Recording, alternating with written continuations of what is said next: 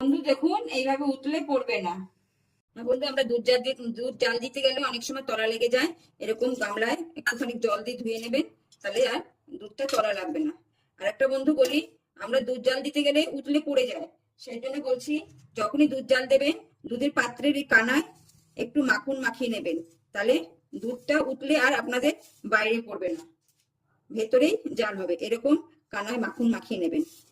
আর কানায় কানায় যদি বন্ধু, সবার তো পাত্র সমান হয় না, যদি কানায় কানায় পাত্র থাকে, তাহলে মাখন মাখানোর জায়গা যদি না থাকে, উপরে একটা কাঠের খুন্তি হাতা যাই হোক এরকম দিয়ে রেখে দেবেন, দুধ জাল দেবেন, দুধ আর উতলে পড়বে না।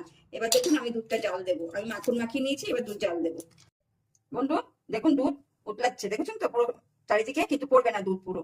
দেখুন এরকম দুধ উতলে যাচ্ছে, দেখুন এইভাবে উতলে পড়বে না।